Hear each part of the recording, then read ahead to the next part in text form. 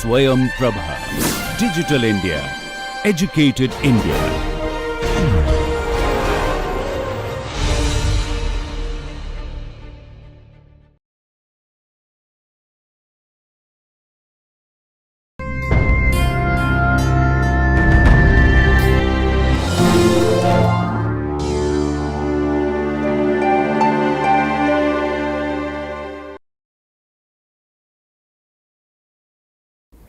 Okay. So, this is again Coase theorem.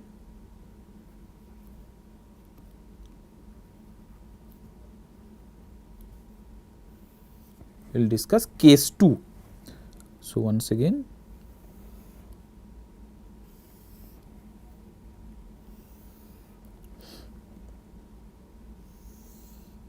MC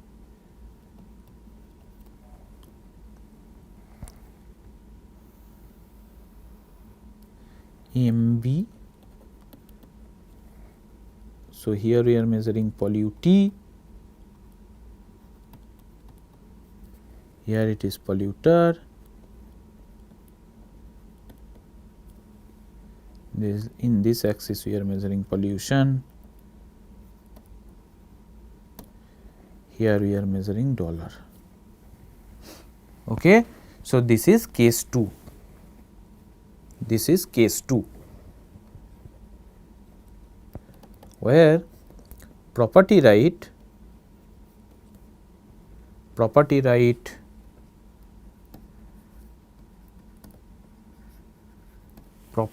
is actually assigned to the pollutee.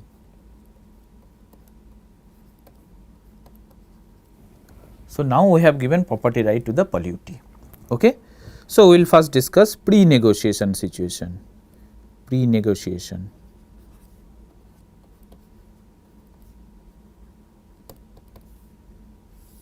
What is the level of pollution? Level of pollution.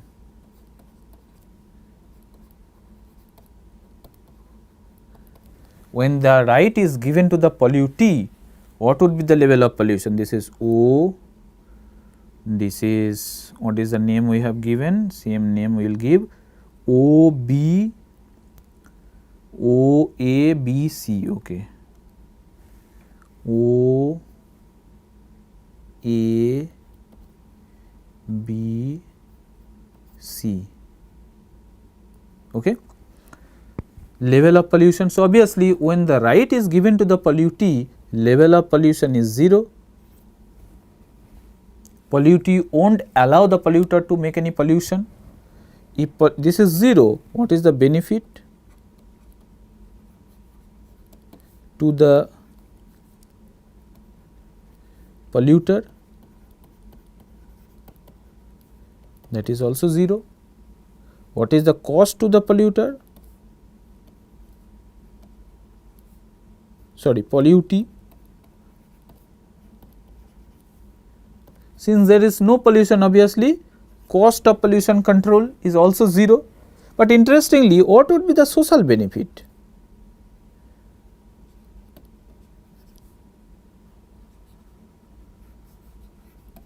What would be the social benefit? This is something you need to think. In the pre-negotiation situation, we understand the level of pollution is 0. Because pollutee is not allowing the polluter to make any pollution. Okay. So, this is 0, that is why cost benefit to the polluter is 0, there is no production absolutely. Cost to the pollutee is also 0, there is no cleaning cost. But what is the benefit to the society? Benefit, social benefit to the society is also 0. Why this is so? Because social welfare, we assume social welfare is a function of actually both marketable goods and environmental quality. Here, when there is 0 pollution, I understand the environmental quality is the best, but you have 0 production of goods and services as well. You cannot survive only in the clean environment without any production of goods and services. That is why social benefit is also 0, assuming that for our welfare depends on both marketable goods and services as well as environmental quality. So, this is the pre-negotiation situation. What would be the post-negotiation situation? Post-negotiation,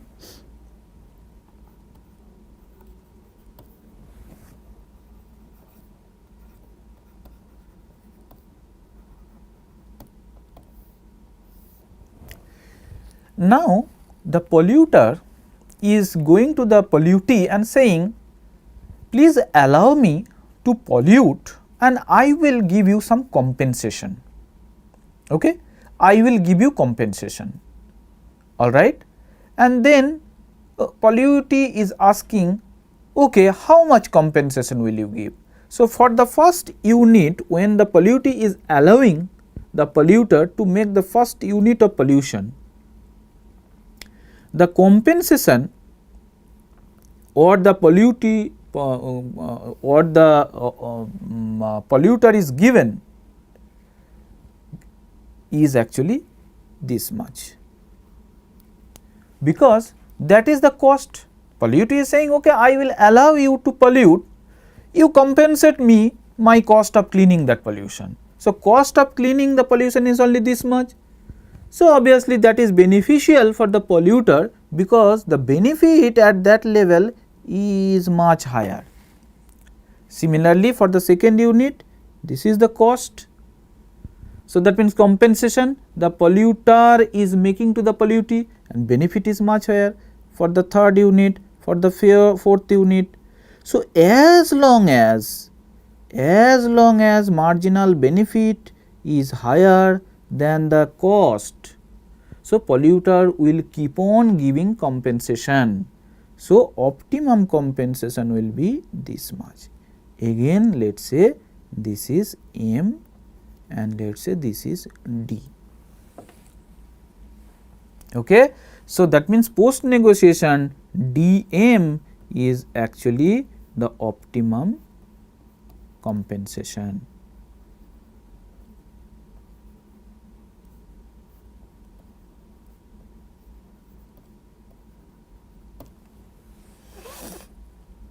Okay, optimum compensation, right. So, what is the total compensation that the polluter is giving? This is the total compensation, which is given by, let us say, OMDQ. So, OMDQ is total compensation. Total compensation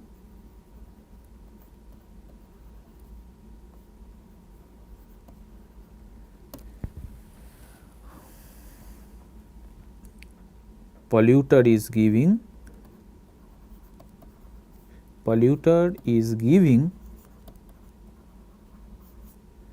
to the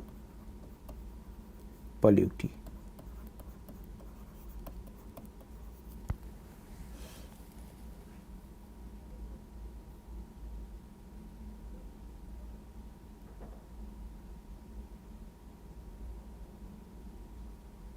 Okay. So, in the post negotiation, what is the benefit? Benefit to the, this is post, benefit to the polluter. So, the pollution is OM. So, this is post negotiation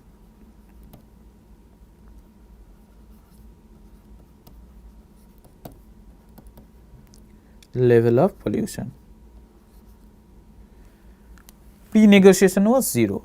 So, that means benefit to the polluter is, if the polluter is produced up to OM, that means OMDA. So, AOMD, this entire amount is the benefit, but out of which this amount is going for compensation. out of which this amount. So, that means benefit to the polluter would be AOMD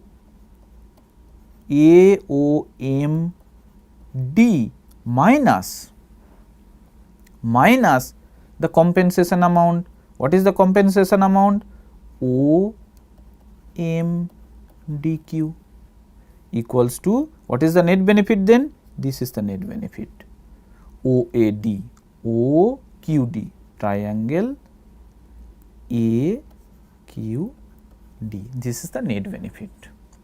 So, total was this much, out of which this triangle amount is going for compensation, this is the net benefit. Okay. What is happening to the pollutee? What is happening to the pollutee? The pollutee, if the level of pollution is this much, so that means for the pollutee,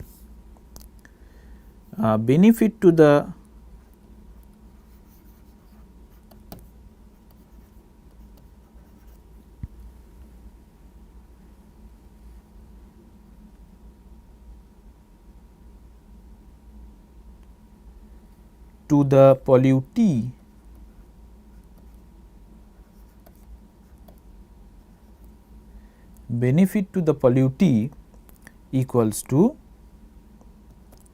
so total compensation, that means OMDQ, this is the total compensation, out of which the pollutee has to spend this triangle ODM amount,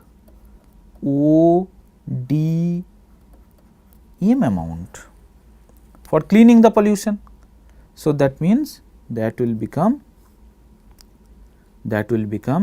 triangle OQD amount. This is the amount, that is the net benefit.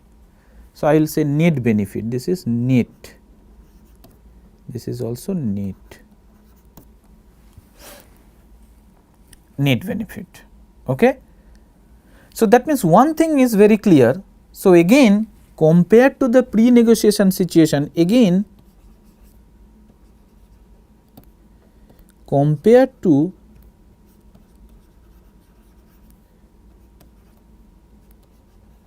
the pre-negotiation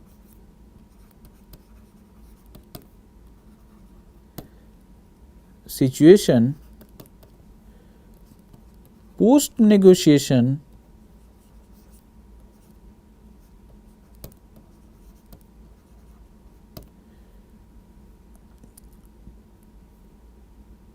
results in net benefit or net gain to both the polluter and the pollutee. Pre-negotiation, both were having zero benefit. Now, in the post negotiation, the net benefit to the polluter is this triangle, which is AQD, net benefit to the pollutee is OQD, this triangle. So, that means it is beneficial for both to negotiate, and social welfare is also, social welfare is this plus this. So, that means net social welfare, net social benefit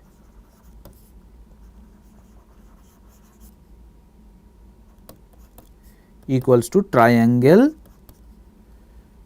O or AOD, this triangle, which is summation of this plus this. Okay? So, that means we can say that compared to the pre-negotiation, post-negotiation situation is efficient, and that results in this OM amount of pollution. So, that means one thing is clear, that whether you give property right to the polluter or to the pollutee, if they can bargain with each other costlessly, then that will result in same efficient level of pollution, which is OM. So, that means we can say irrespective of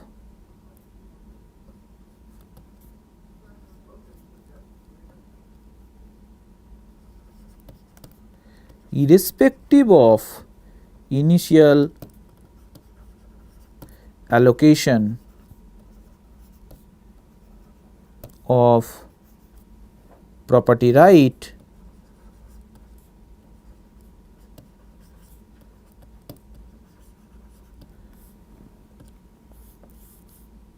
negotiation, or I would say costless negotiation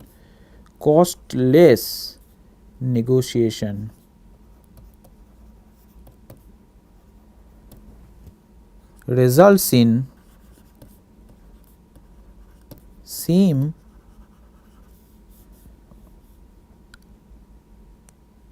level of pollution which is OM, which is efficient.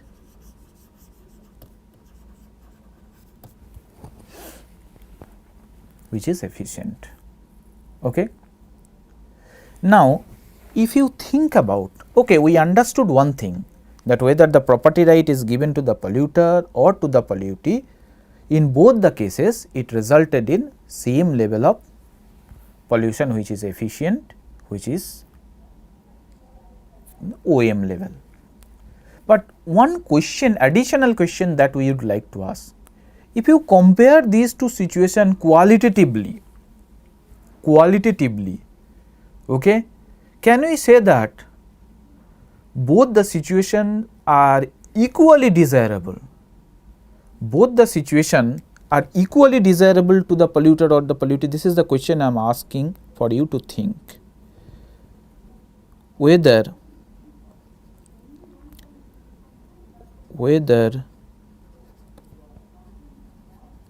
both the situation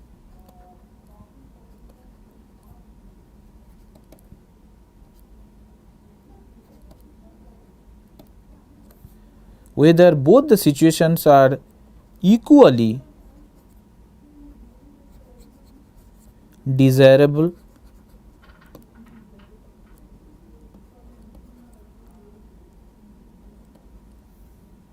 to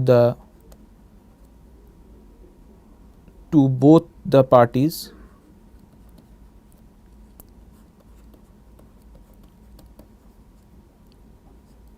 equally desirable.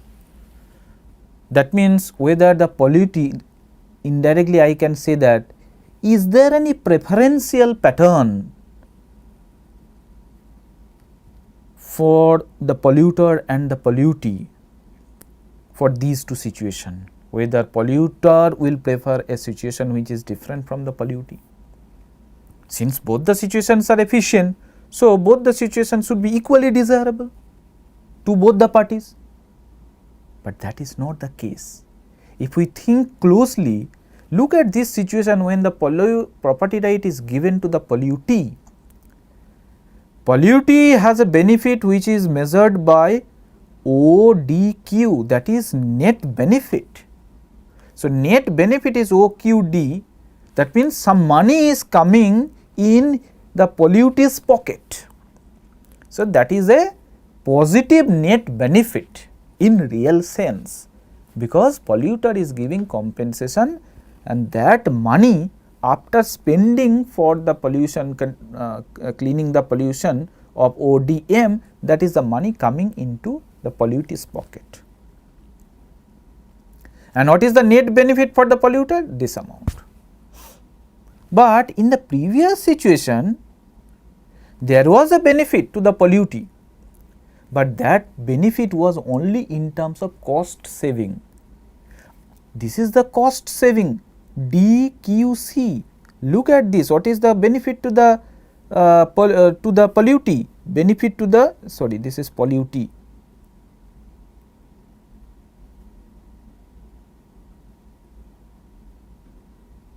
This is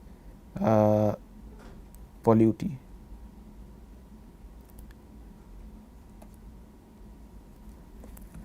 O A D M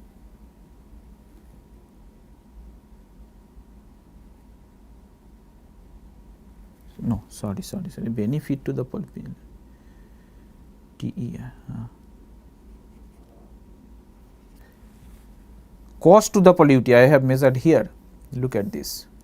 O D M plus B Q D M. So, I said that there is only a cost saving by DCQ, this amount. There is a cost saving. Earlier I was spending, let us say 100 rupees, now I am spending 50 rupees. So, that means there is no money coming in my pocket, rather there is a cost saving. Benefit is there. So, obviously, in second case where the net benefit is in terms of some money coming into pollutee's pocket must be preferred by the pollutee than this situation wherein the money is actually only indirectly, there is an indirect benefit in terms of cost saving. Okay? Cost saving. And in this situation polluter's benefit is much greater than the next situation. That means even though both the situation resulted in same level of pollution OM which is efficient,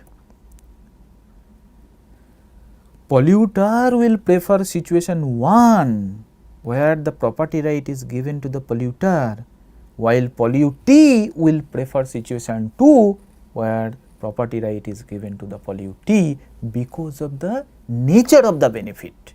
In one case the benefit is, net benefit is positive for the pollutee, in the other case the net benefit is only in terms of cost saving, but for the polluter in both the cases there is a net benefit. Of course, in the first case the benefit, net benefit is positive and larger also. So, that is why this would be the preferential pattern that we may observe from the polluter and the pollutee about these two situations. Now, assume there is another situation, situation number let us say case 3, where property right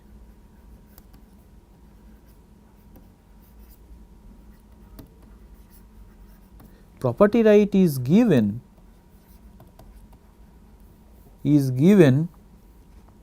to both the polluter and to the pollutee as well. Property right is given to both. So, that means polluter has the right to pollute and pollutee has every right to enjoy clean air. What will happen in that situation? Earlier there was bargaining. When property right is assigned to one party, then they were bargaining. When property right is given to both the party, what will happen? So, that means in that case they have to only, they will go to court.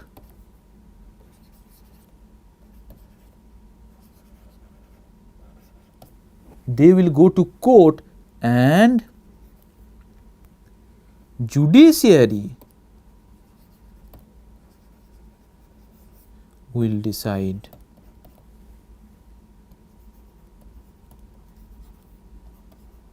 the outcome.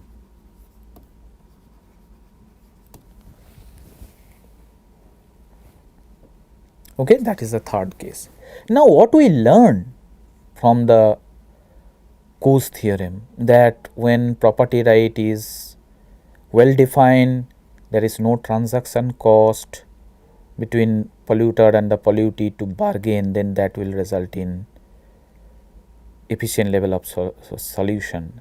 But then the other group of economists, they criticize this Coase theorem like anything. They said actually your assumption is only the assumption what you made, that is only the proof for your theorem.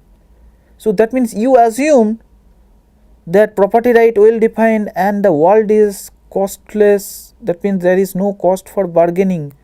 But in real life, is it possible to have a situation wherein there is no transaction cost for the bargaining? Coase assume there is only one polluter and only one pollutee. So polluter can easily identify the pollutee, pollutee can also easily identify the polluter, and they can go to each other and meet, and there is no transaction cost. But in reality, there are n number of polluters and n number of pollutees. So in reality,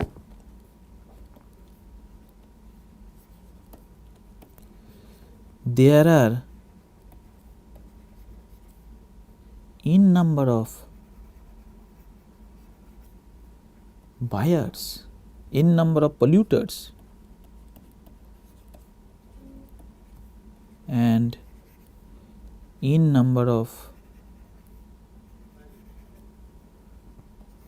pollutees.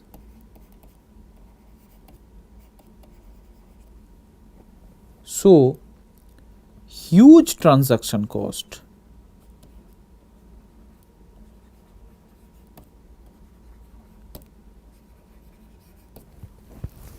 So that means they said your theorem has actually no value, because you assumed a world which is zero transaction cost, and we are facing a world where transaction cost is so huge.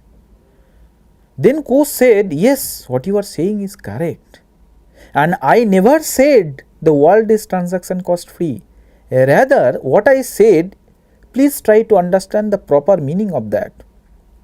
What I said, if transaction cost is zero, then there is no need of government intervention. These two parties can intervene, these two parties can bargain and reach to a solution. If you make my theorem opposite, that means when there is a transaction cost, then it is not possible for the private player to bargain. That is what actually I wanted to mean. That means with my theorem, I only wanted to establish the importance of transaction cost. So that means Coase theorem, basically, by Coase theorem, he basically said the importance of transaction cost.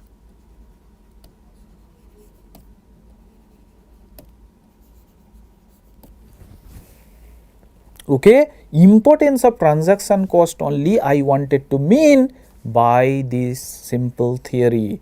What I established nicely, that if it is possible to have a world with transaction cost free, zero transaction cost, then this private player can meet without any friction, and that will result in efficient level of pollution.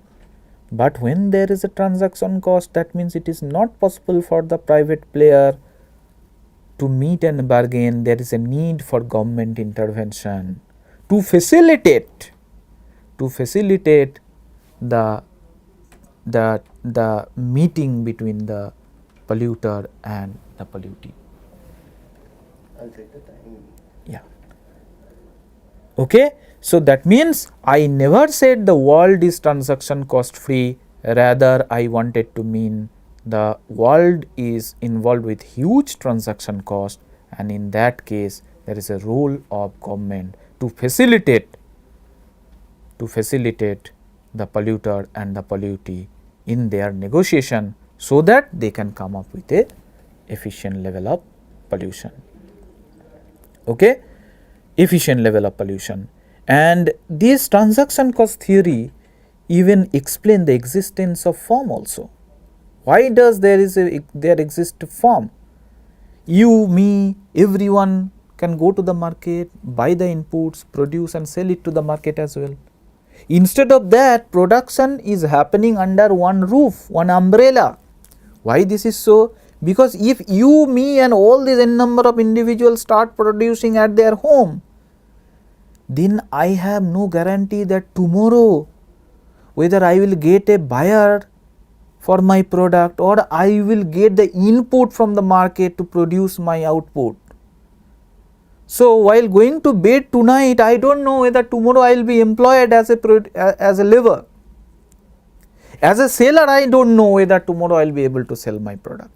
So, the world would be full of uncertainty, and that uncertainty is resolved by the existence of firm. The firm said, all the producers and that you come to my house, you produce the output, I will assure you a monthly salary, I will assure you the seller also, you do not have to bother, you simply work.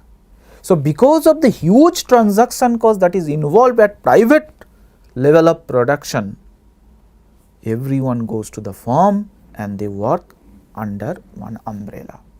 So, that is how transaction cost theory can explain the existence of firm, because of which this Ronald Coase got the Nobel Prize also. Okay, Nobel Prize also. Sometimes some industrialists want to establish one industry, let us say in one place, and this place, this is the land which is required for industry to set up, which is full of small plots, which are owned by n number of, let us say, farmers. These are small land owned by n number of farmers. Now, if the industrialist has to go to each and every farmer for acquiring the land and ask how much price you will take to sell your plot, you can imagine how much time it will take for the industrialist to acquire the entire plot for his or her industry. It is not possible. That is why it is not possible, because there is a huge transaction cost for this meeting.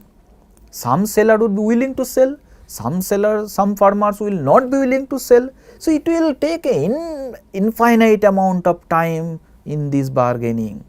So, the state government has to come, and state government has to represent all these farmers. State government will say that I will acquire the land, you the industrialist, you buy it for me, I will settle with the farmers to reduce the transaction cost of this bargaining.